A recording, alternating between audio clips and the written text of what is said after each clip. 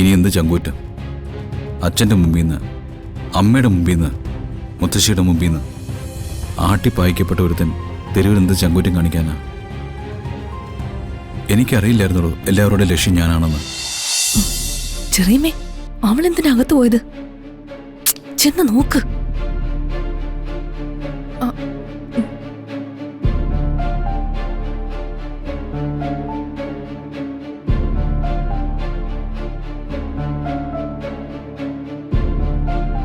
അർഹതയില്ലാത്തടത്തുനിന്ന് എനിക്ക് വിലപ്പെട്ട ഒന്ന് ഞാൻ എടുത്തിട്ടുണ്ട്.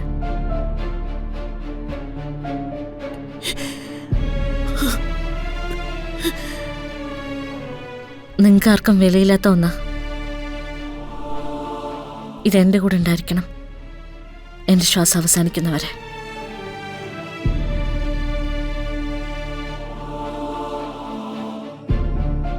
ഞങ്ങളുടെ ഈ ഇറങ്ങിപ്പോക്കിന് ഭഗവാനും കൂടി സാക്ഷിയാവട്ടെ.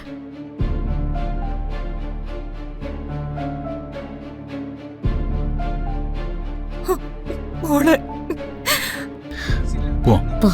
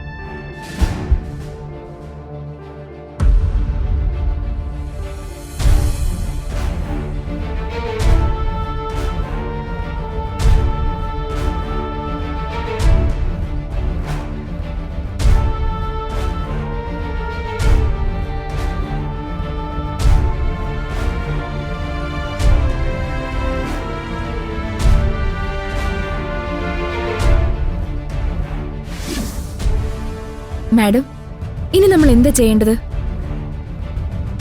പോലീസുകാർ അവരുടെ അന്വേഷണം അവസാനിപ്പിച്ച നിലയിലാണ്. യെസ്, ACP ആയിട്ട് ഞാൻ സംസാരിച്ചു. എഴുതി തള്ളിക്കളയാൻ അവർക്ക് എളുപ്പമാണ്. എത്രയോ മിസ്സിംഗ് കേസ്, അക്കൂട്ടത്തിൽ ഒന്ന് മാത്രം. പക്ഷേ നമ്മൾ നമ്മുടെ അന്വേഷണം അവസാനിപ്പിക്കുന്നില്ല. സാധാരണ ഇത്തരം അന്വേഷണം ഏറ്റെടുക്കുമ്പോൾ നമ്മൾ നടത്തുന്ന കേസിന്റെ വിജയം, അതാണ് നമ്മുടെ ലക്ഷ്യം. പക്ഷേ ഈ ഒരു കാര്യത്തിൽ അങ്ങനെയല്ല. അച്ഛൻ പോലും ഒപ്പമില്ലാതിരുന്ന ഒരു കുട്ടിക്കാലം എനിക്ക് ഓർമ്മയുണ്ട്. അന്ന് എൻ്റെ അമ്മയുടെ മുൻപിൽ സ്നേഹമായും സഹായമായും ഒരാൾ മാത്രമേ ഉണ്ടായിരുന്നുള്ളൂ, ഗായിക ശ്യാമ. ഇന്ന് ഞാൻ ഏതെങ്കിലും ഒരു പൊസിഷനിൽ എത്തി നിൽക്കുന്നുണ്ടെങ്കിൽ അതിൻ്റെ ഉടമ അവരാണ്. എനിക്ക് അവരോട് വല്ലാത്ത കടപ്പാടുണ്ട്. അതൊരിക്കലും മറക്കാനും പറ്റില്ല. മാഡം പറഞ്ഞോളൂ, നമുക്ക് എന്ത് വേണമെങ്കിലും ചെയ്യാം. മാഡം ഇത്ര കോൺഫിഡൻസോടെ ശ്യാമ മാഡം ജീവിച്ചിരിപ്പുണ്ടെന്ന് പറയുമ്പോ അത് മുന്നോട്ട് പോവാനുള്ളൊരു ഊർജ്ജമാ. നമുക്ക് ഡീറ്റെയിൽ ആയിട്ടൊരു പ്ലാൻ വേണം. എത്രയോ കേസുകൾ പോലീസുകാർക്ക് മുമ്പ് നമ്മൾ പ്രതികളെ കണ്ടെത്തിയിരിക്കുന്നു. ബെഞ്ചമിനെ കോൺസെൻട്രേറ്റ് ചെയ്യണം. അയാളുടെ ബന്ധങ്ങൾ, അയാൾ പോകാൻ സാധ്യതയുള്ള റൂട്ട്.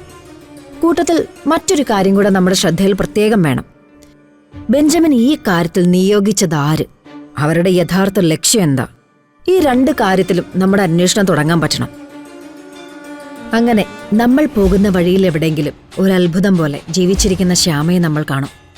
ഒരുപക്ഷെ അപ്പോഴായിരിക്കും എന്റെ കടപ്പാടുകൾ ഞാൻ പൂർത്തിയാക്കുക. ഏറ്റെടുക്കുന്നതും നടത്താൻ പോകുന്നതും എന്റെ ജീവിതത്തിലെ വൈകാരികമായൊരു കേസാണ്. എന്റേതെന്ന് ഞാൻ വിശ്വസിക്കുന്ന ഒരു കാര്യം അത് നടക്കും. നമ്മളെക്കൊണ്ടത് സാധിക്കും.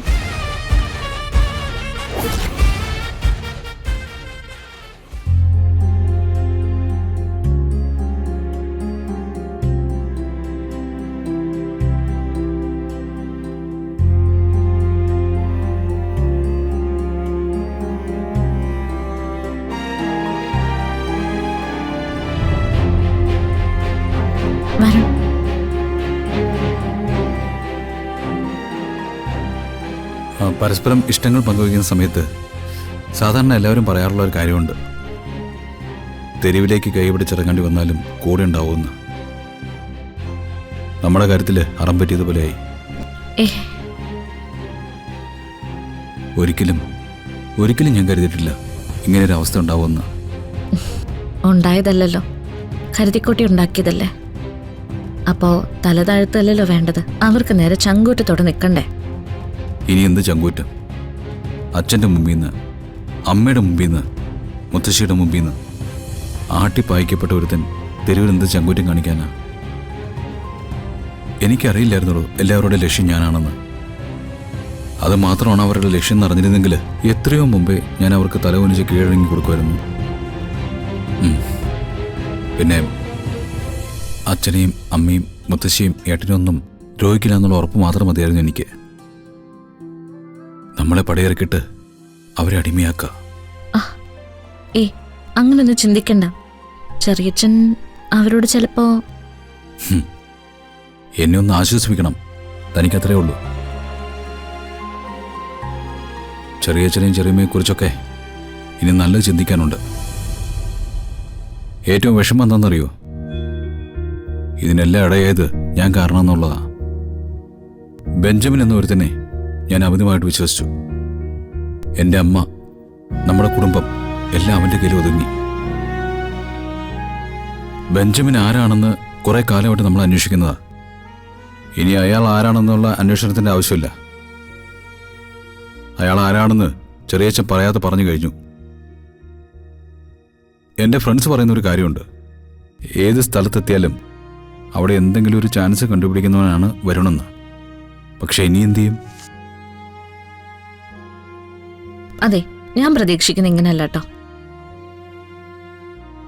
എന്റെ കൈയും പിടിച്ചിട്ട് നമുക്ക് നോക്കാടി പെണ്ണേന്നും പറഞ്ഞ് ഒരൊറ്റ നടത്തങ്ങ് നടക്കുന്ന ആളാ എന്റെ മനസ്സിൽ. ചതിച്ചല്ലേ തോൽപ്പിച്ചത്, അപ്പൊ അവരോട് പോരാടി ജയിക്കണം. അച്ഛന്റെ സങ്കടം മാറ്റണം, അമ്മയുടെ സങ്കടവും മാറ്റണം, മുത്തശ്ശിക്ക് അടിമത്തം ഉണ്ടെങ്കിൽ അതും മാറ്റണം. നമുക്ക് കഷ്ടപ്പെടാം, ഞാൻ കൂടെ ഉണ്ടാവും, എന്റെ മരണം വരെയും ഉണ്ടാവും.